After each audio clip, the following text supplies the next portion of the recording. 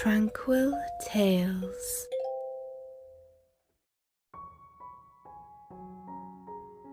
The Bremen Town Musicians by the Brothers Grimm. A certain man had a donkey which had carried the corn sacks to the mill faithfully for many a long year. But his strength was going, and he was growing more and more unfit for work.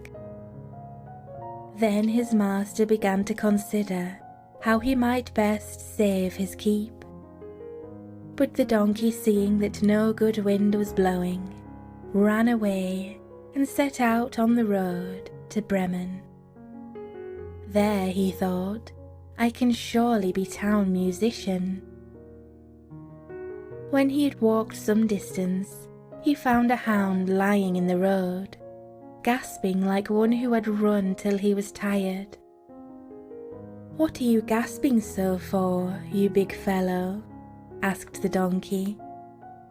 "Ah," replied the hound, "as I am old and daily grow weaker and no longer can hunt, my master wants to kill me, so I have taken to flight. But now how am I to earn my bread?"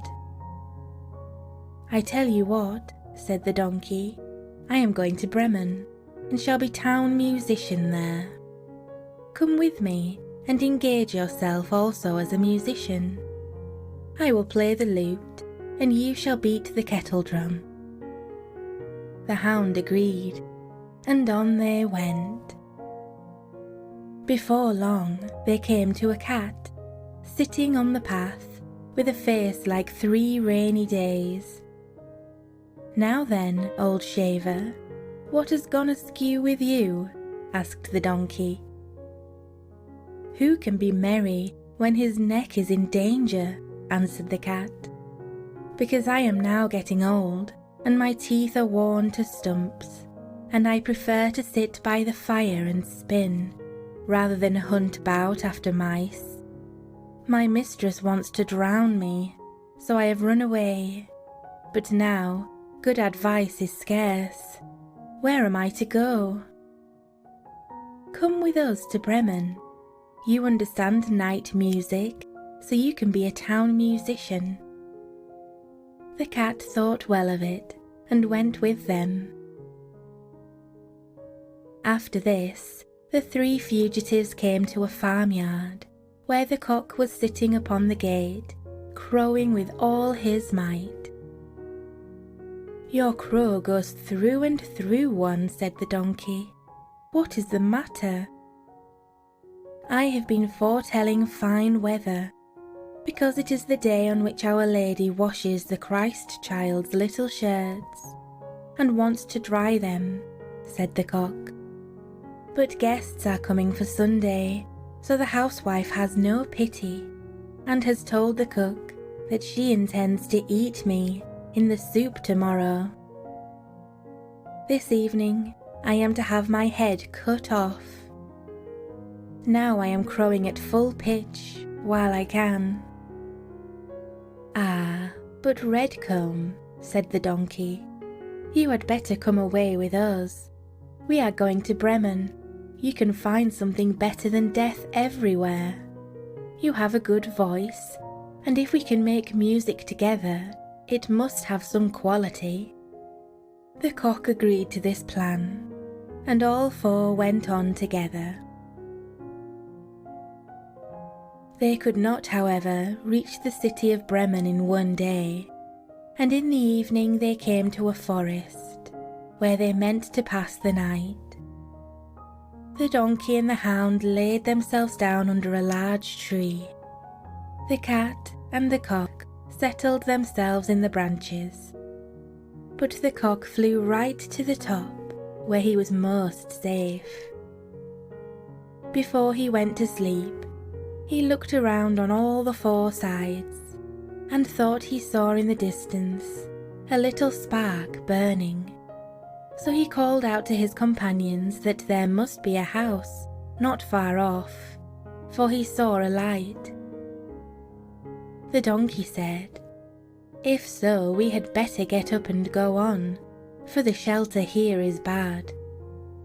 The hound thought that a few bones with some meat would do him good too.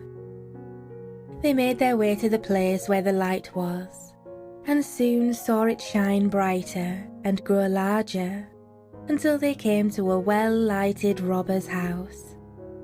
The donkey, as the biggest, went to the window and looked in. "What do you see, my grey horse?" asked the cock. "What do I see?" answered the donkey.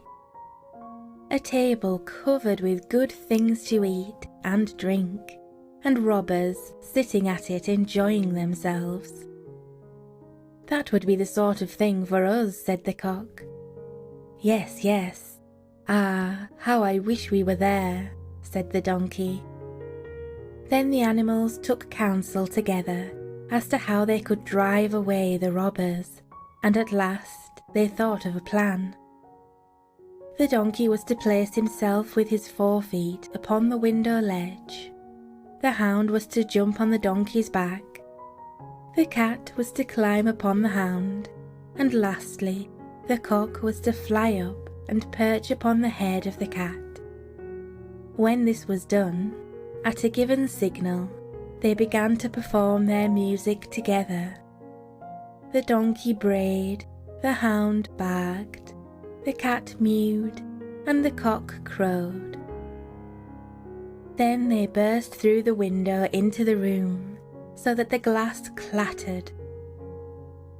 At this horrible din, the robbers sprang up, thinking no otherwise than that a ghost had come in, and fled in a great fright out into the forest.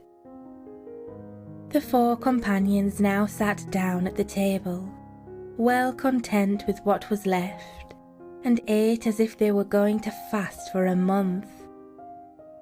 As soon as the four minstrels had done, they put out the light, and each sought for himself a sleeping place, according to his nature, and to what suited him. The donkey laid himself down upon some straw in the yard, the hound behind the door, the cat upon the hearth near the warm ashes, and the cock perched himself upon a beam of the roof. Being tired with their long walk, they soon went to sleep. When it was past midnight, the robbers saw from afar that the light was no longer burning in their house, and all appeared quiet. The captain said, "We ought not to have let ourselves be frightened out of our wits," and ordered one of them to go and examine the house.